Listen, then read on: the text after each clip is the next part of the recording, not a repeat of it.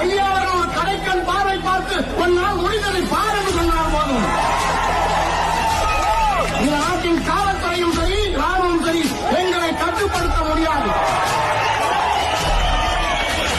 ஏனென்றால் மேடையில் நாங்கள் பேசி வளர்ந்த கட்சி அல்ல, அதிகாரம் பூசிக்கொண்டு சிறுபான்மை ஆடி பாடி வளர்த்த கட்சி அல்ல.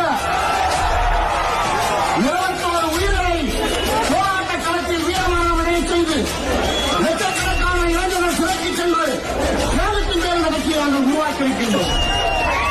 30 ஆண்டு காலங்களில் ராணுவத்தின் கொடுமைகளையும் காவல்துறையின் கொடுமைகளையும் இந்த சமுதாயத்தை சார்ந்த ஆண்கள் மட்டுமல்ல பெண்களும் கண்டித்தார்கள்.